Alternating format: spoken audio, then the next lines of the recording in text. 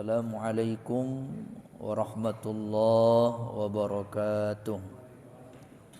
Adapun tema kajian kita pada malam hari ini adalah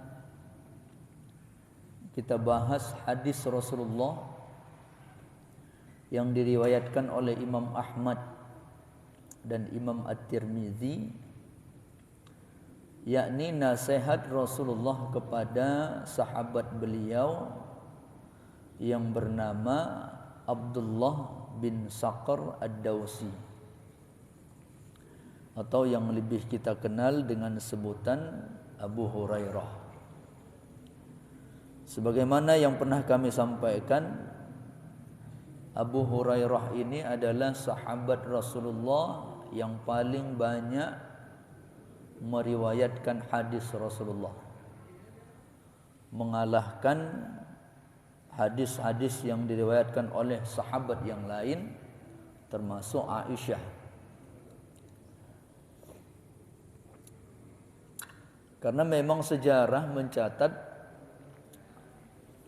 Abu Hurairah ini adalah ahlu suffah, ya, orang yang tinggal di pelataran Masjid Nabawi, yang pekerjaannya tak banyak, hanya sibuk ya memantau kapan Rasulullah dakwah.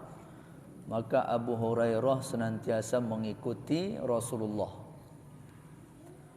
Maka wajar ya, Abu Hurairah ini adalah sahabat yang paling banyak meriwayatkan hadis. Makanya kalau kita lihat hadis-hadis Rasulullah itu banyak sumbernya dari Abu Hurairah. Jadi walaupun nasihat ini disampaikan kepada Abu Hurairah, tapi pada intinya hadis ini juga, nasihat ini juga berlaku buat kita umatnya. Di mana satu ketika Rasulullah duduk dengan para sahabat, kumpul dengan sahabat. Kemudian Rasulullah bertanya, "May ya'khudhu anni haula'il kalimat?" Rasulullah bertanya, "Wahai sahabat,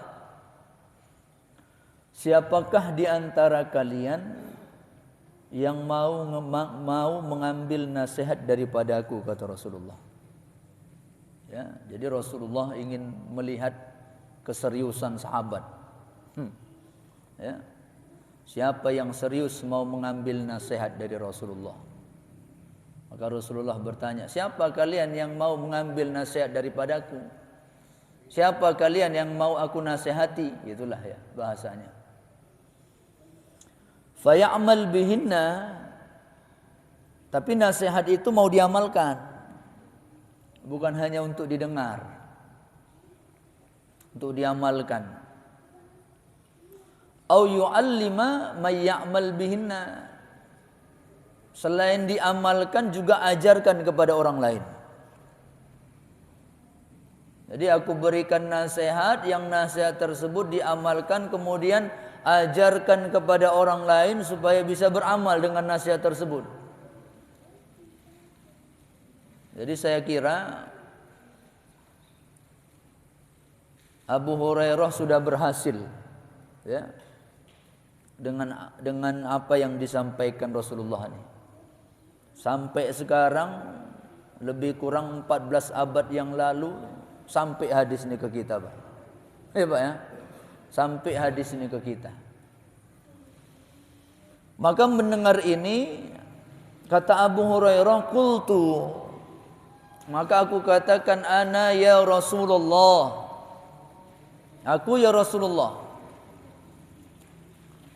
Jadi Abu Hurairah acungkan tangannya, kemudian mengatakan, saya ya Rasulullah.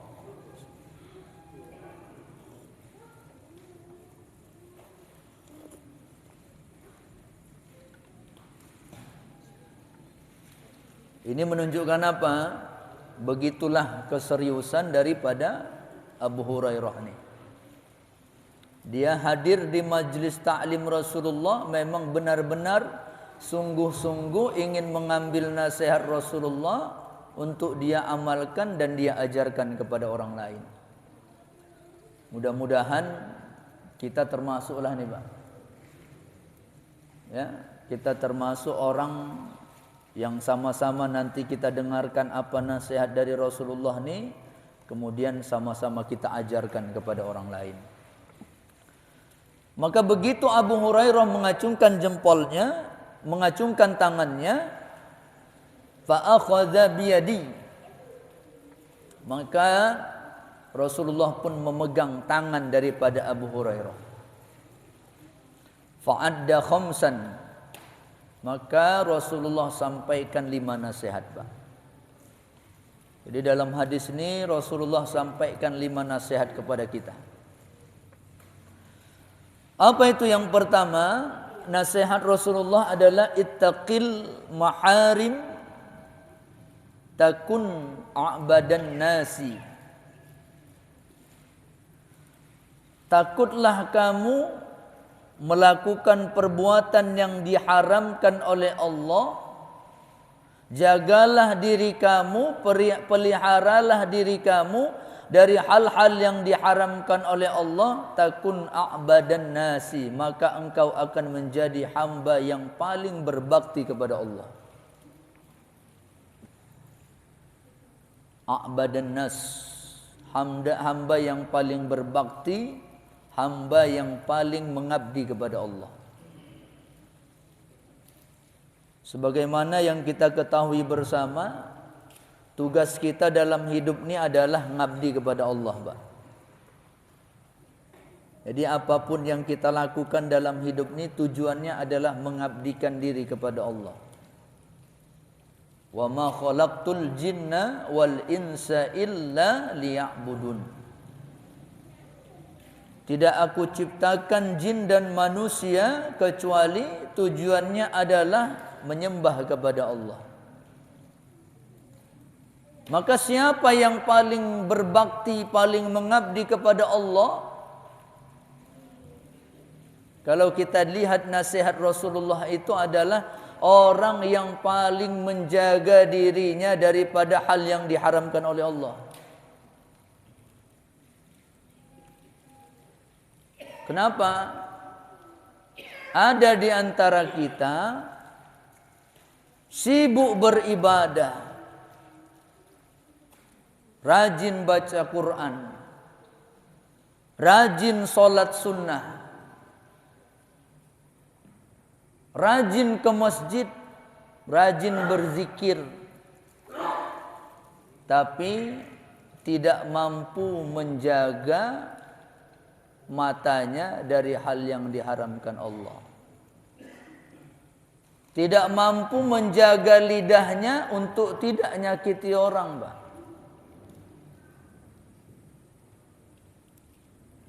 Tidak mampu menjaga tangannya untuk tidak mengambil yang tidak diharamkan Allah, yang diharamkan Allah.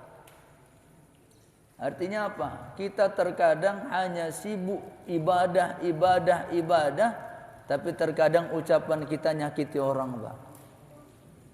Perbuatan kita perbuatan yang diharamkan oleh Allah. Sementara tujuan daripada ibadah itu hendaklah orang yang beribadah itu semakin baik hubungannya kepada manusia. Jangan sampai kita rajin ibadah tapi buruk hubungan kita kepada manusia, Pak.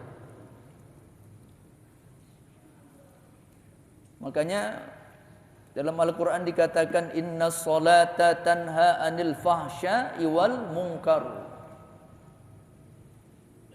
Sesungguhnya salat itu tujuannya apa? Mencegah kita daripada perbuatan keji dan mungkar. Jadi orang yang paling baik di hadapan Allah itu adalah orang yang paling bisa menjaga dirinya dari perbuatan yang diharamkan oleh Allah. Matanya dia jaga dari memandang yang diharamkan oleh Allah. Lidahnya ia jaga dari mengucapkan hal-hal yang diharamkan oleh Allah. Maka inilah manusia yang terbaik, manusia yang paling mengabdi kepada Allah Subhanahu wa taala, kata Rasulullah. Ini dibuktikan hadis Rasulullah yang diriwayatkan oleh Imam Bukhari ketika sahabat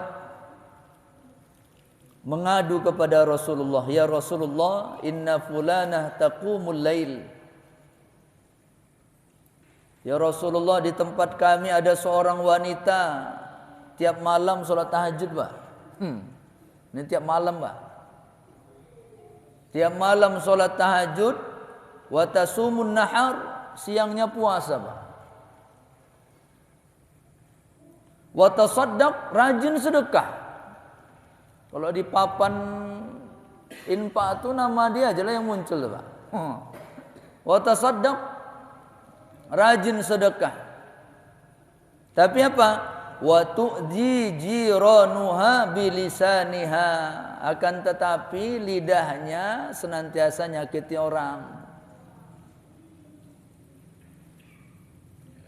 Maka apa kata Rasulullah? Faqala Rasulullah sallallahu alaihi wasallam, la khaira fiha hiya min ahlin nar. Dia bukan orang yang baik, tapi dia adalah penduduk neraka, kata Rasulullah. Ya. Apalagi macam model awak nih, Pak. Udah sholatnya jarang, ya. Sholat sunnahnya jarang. Ya. Lidah malah suka nyakiti hati orang, fitnah orang. Nggak tahu lagi nih, Pak, ya. Qalu, kemudian ada sahabat lagi mengadu kepada Rasulullah. Ya Rasulullah, fulanah tusallil maktubah. Ada orang di tempat kami, solatnya hanya yang wajib aja, Pak. Ya, yang solatnya wajib aja yang dilakukannya. Wa tasaddaqa bi aswarin, sedekah pun cuma sedikit. Wala tu'di ahadan, tapi tak suka nyakiti hati orang, tidak suka zalimi orang. Maka kata Rasulullah, hiya min ahlil jannah, dia adalah penduduk surga, kata Rasulullah. Tapi jangan siap ini, udahlah nggak usah sholat sunnah lagi lah. Ini salah juga memahaminya, Pak, ya. Salah juga memahaminya. Kalau kita memang udah bagus sholat sunnah kita, sholat malam kita bagus, puasa kita sering, maka perbaiki yang ini, yang satu nih. Jangan sampai rusak ibadah kita gara-gara perbuatan kita kepada manusia. Jangan salah ngambil hadis ini, Pak, ngambil kesimpulannya, Pak. Ya, adalah tak masjid lagi lah. Adalah yang penting bagus saja sama orang, udahlah itu. Ini kan peringatan buat kita, Pak. Makin bagus ibadah kita, makin baguslah kita sama orang. Ini jangan sampai orang ngomong percuma waktu ke masjid, ya, tapi mulutnya itu, jangan sampai gitu, Pak. Gara-gara awak rusak agama. Rusak masjid jadinya. Tapi hendaknya kita penduduk masjid, orang yang rajin ibadah tuh, orang pun makin melihatnya, udah bagus ibadahnya, bagus akhlaknya. Dan hadis yang lain yang bisa kita ambil sebagai ibrah, dikatakan ada seorang laki-laki yutilus safar, baru melakukan perjalanan jauh, asy'asya, kusut dan berdebu, yamuddu yadaihi ila sama, kemudian apa? Dia angkat tangannya ke langit, ya Rabbi, ya Rabbi. Sungguh-sungguh dia berdoa. Karena memang salah satu waktu yang paling mustajab berdoa itu adalah orang yang sedang musafir, Pak. Ya, musafir perjalanan jauh itu waktu mustajab doa kita. Apalagi musafir kita ini tentunya musafir yang baik. Ya, kita berangkat ke Mekah, kita ziarah ke makam Rasulullah. Ini kan lagi musafir kita, dianjurkan kita banyak berdoa. Jadi ada orang yang lagi musafir perjalanan jauh, kemudian dia angkat tangannya ke langit, ya Rabbi, ya Rabbi, ya Allah, ya Tuhan kami, ya Allah, ya Tuhanku. Dia minta kepada Allah, berdoa kepada Allah. Wa mat'amuhu haramun, sementara yang dimakannya yang haram. Wa mashrabuhu haramun, yang diminumnya yang haram. Wa malbasuhu haramun, pakaiannya diambil dari yang haram. Fa anna yustajabu lidzalik, maka bagaimana aku akan ngabulkan doa hamba tersebut, kata Allah. Ya. Oleh karena itu kata Rasulullah, takutlah kita, jagalah diri kita dari hal-hal yang diharamkan oleh Allah Subhanahu wa taala sekecil apapun. Kalau kita mau dianggap Allah sebagai orang yang paling berbakti, paling mengabdi kepada Allah Subhanahu wa taala. Ini yang pertama. Kemudian yang kedua, nasihat Rasulullah adalah warda bima qasamallahu laka takun aghnan nasi. Ridolah kamu dengan apa yang diberikan oleh Allah, maka engkau akan menjadi orang yang paling kaya. Ya, orang yang paling kaya. Tentunya setiap kita manusia yang normal pengennya kaya, Pak, ya. Kaya. Tapi dalam pandangan agama, kaya itu bukan karena banyaknya harta, karena tingginya jabatan. Tapi kata Rasulullah, orang yang kaya adalah laisal ghina an kasratil mali. Bukanlah orang yang kaya itu orang yang banyak harta, kata Rasulullah. Walakinnal ghina ghinan nafs. Tapi orang yang kaya itu adalah orang yang merasa cukup hatinya. Maka orang yang merasa cukup dengan apa yang diberikan Allah, ridho dengan apa yang diberikan oleh Allah, maka itulah orang yang kaya.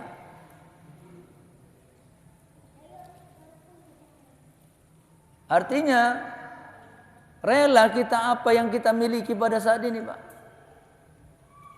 Jangan malah memandang apa yang dimiliki oleh orang lain.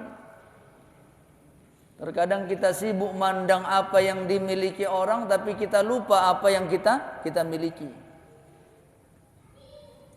Maka tanamkan dalam diri kita keridoan dengan apa yang diberikan oleh Allah. Kenapa? Karena kata Rasulullah, "Lau anna ibna Adam u'tiya wadiyan malaun min zahabin." Karena manusia ini kalaulah diberikan kepadanya sebuah lembah yang penuh dengan emas, ahabba ilaihi saniyan, maka dia akan meminta lembah yang kedua. Walau u'tiya saniyan ahabba ilaihi salisan, maka kalau diberikanlah lembah yang kedua tersebut, apakah manusia cukup? Maka manusia akan meminta lembah yang ketiga. Wala yasuddu jawfa ibni Adam illa turab. Dan manusia mulutnya tidak akan pernah puas kecuali setelah ditutup dengan tanah. Artinya mati. Barulah manusia itu merasa puas.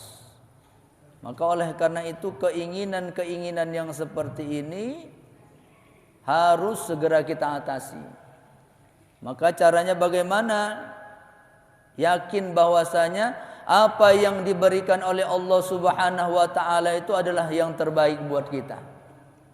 Dalam Al-Qur'an Allah Subhanahu wa taala berfirman, "Wa asa an tuhibbu syai'an wa huwa syarrul lakum." Mungkin saja kamu menginginkan sesuatu, mengharapkan sesuatu, pengen ini, pengen itu. Wa huwa syarrul lakum, padahal itu buruk bagi kamu dalam pandangan Allah.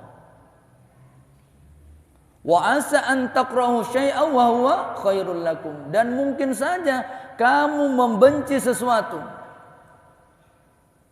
tidak menyukai sesuatu apa yang terjadi dalam dirimu, sementara itulah yang terbaik dalam pandangan Allah. Artinya apa? Allah yang lebih tahu terhadap diri kita, bahkan lebih tahu dari diri kita sendiri. Maka oleh karena itu yakinkan dalam diri kita setiap apa yang kita miliki, apa yang diberikan oleh Allah Subhanahu wa taala adalah yang terbaik. Maka dengan begitu kita merasa cukup dengan apa yang diberikan oleh Allah Subhanahu wa taala. Kemudian yang ketiga, pesan Rasulullah, wa ahsin ila jarika takun mu'minan.